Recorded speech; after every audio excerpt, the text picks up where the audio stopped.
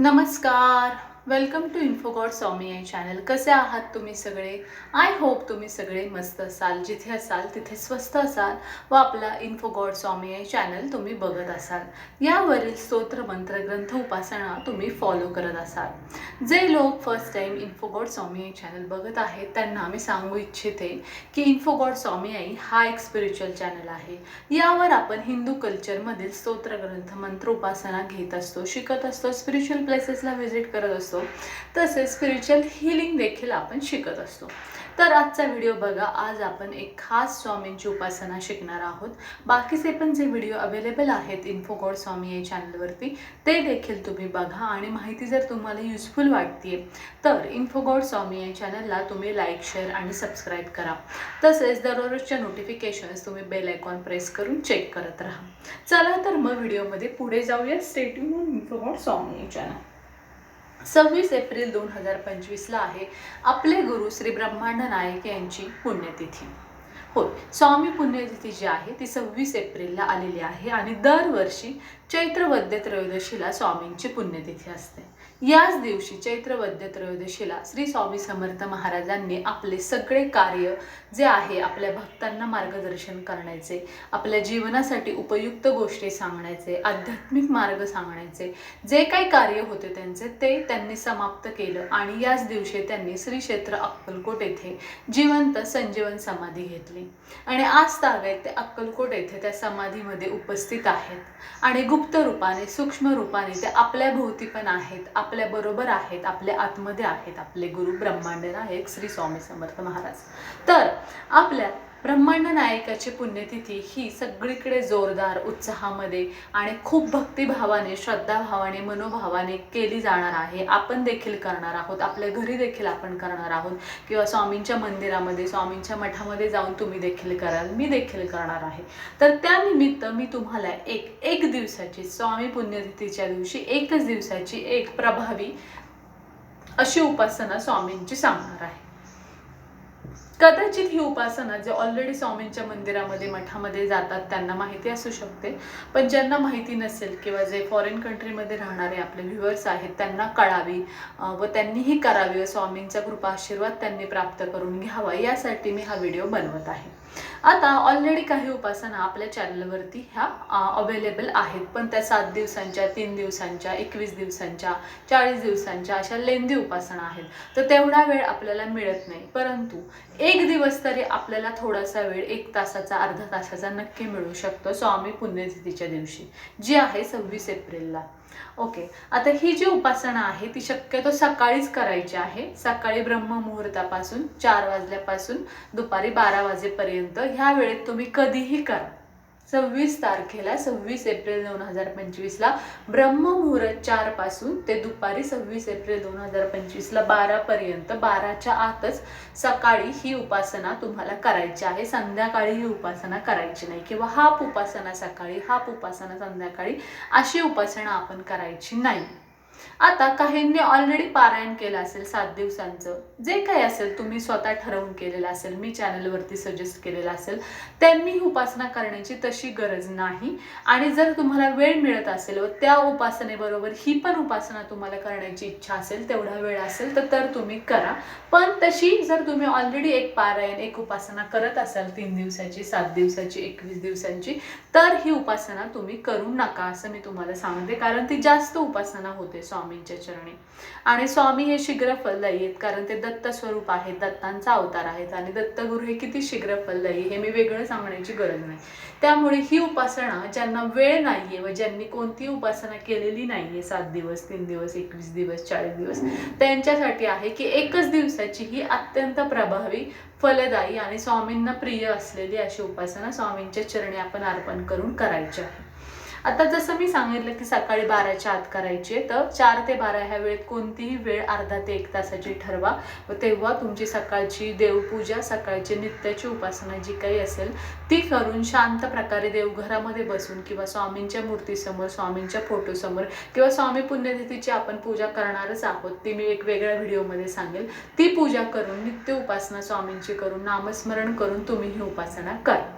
आता स्वामी पुण्यतिथीला मी जसं सांगितलं की त्यांची पूजा कशी करायची यावर एक वेगळा व्हिडिओ मी टाकेलच, तरी थोडक्यात सांगते की स्वामींची मूर्ती किंवा फोटोची तुम्ही त्यांचा षोडोपचार अभिषेक जसा शक्य आहे, पाण्याने, दूध पाण्याने, पंचामृताने जसं शक्य आहे तो त्यांना अभिषेक करून त्यांना योग्य ठिकाणी देवघरामध्ये ईशान्य दिशेला किंवा योग्य उत्तर दिशेला स्वामींना बसायला आवडतं शक्यतो, तिथे चौरंगावर पाटावर एक वस्त्र अंथरून स्वामींना स्वच्छ करून, क्लीन करून, ड्राय करून, त्यांना अत्तर येथे लावून, त्यांना वस्त्र, हार, फुलं अर्पण करून, अष्टगंध अर्पण करून, स्वामींना योग्य फळा फुलांचा नैवेद्य दाखवून अर्पण करून तुम्ही त्यांच्यासमोर ही उपासना करू शकता.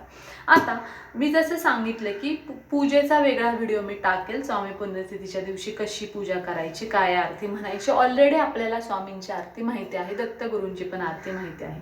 आता जी उपासना मी सांगणार आहे ती तुम्ही स्वामींची पुण्यतिथीची पूजा किंवा स्वामींचा अभिषेक केल्यानंतर मग करायची आहे.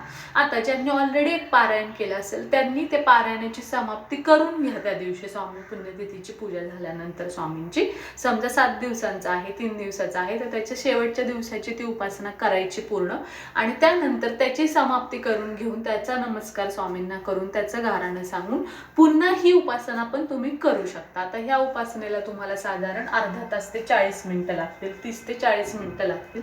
तुमचं किती स्पीड आहे स्वामींचा तारक मंत्र म्हणण्याचं, कारण ही तारक मंत्राची उपासना आहे, त्यावरती ही उपासना अवलंबून आहे.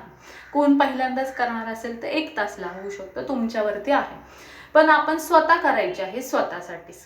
तर उपासना काय आहे ती आता आपण बघूया. तर स्वामी पुण्यतिथीच्या दिवशी सकाळी लवकर उठायचं, घर स्वच्छ करायचं, आपण पण शुचिर्भूत व्हायचं, देवघर स्वच्छ करायचं, नित्याची देवपूजा करून घ्यायची, नित्य उपासना स्वामींची किंवा आपल्या गुरूंची जी काय आपण करत असेल कुलदैवतेची ती पण करून घ्यायची, स्वामींची, दत्तगुरूंची पूजा करून घ्यायची, स्वामींची सेपरेट पूजा मांडायची. स्वामी पुण्यतिथीच्या दिवशी ऑलरेडी पारायण मांडला असेल तर त्याचे हार फुलं चेंज करायचे, नैवेद्य चेंज करायचा.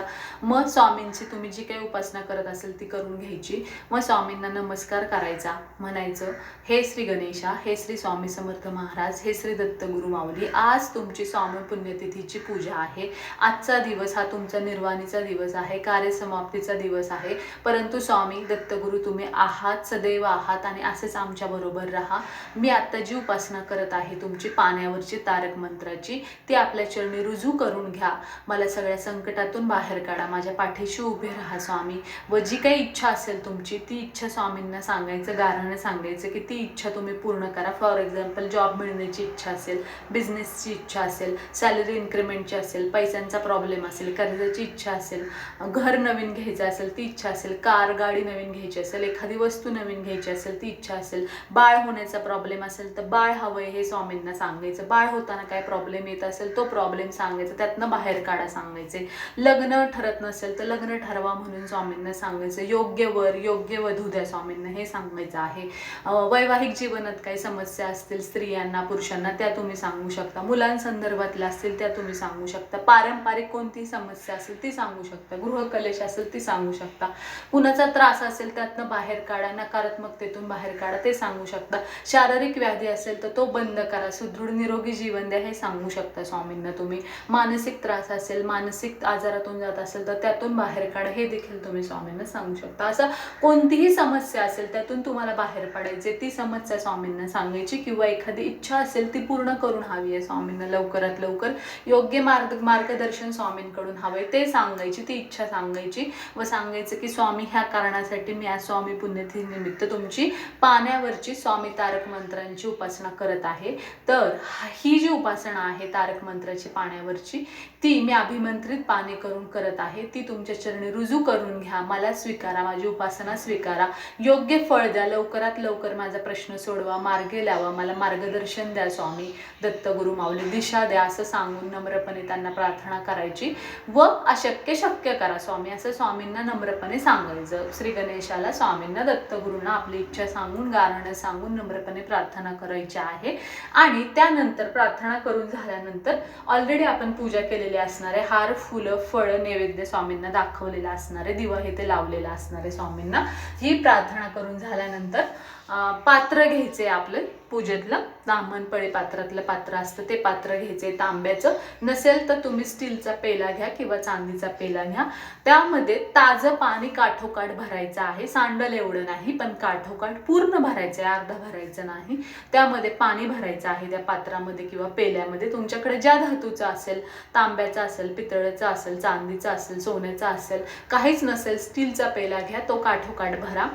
ताट बसायचं आहे, स्वामींना नम्र भावाने प्रार्थना करून गाराणं घालायचं आहे आणि ह्या उपासनेला कृपा आशीर्वाद द्यावं, माझ्या समोर येऊन बसावं, करून घ्या ही उपासना तारक मंत्राची असं सांगायचं.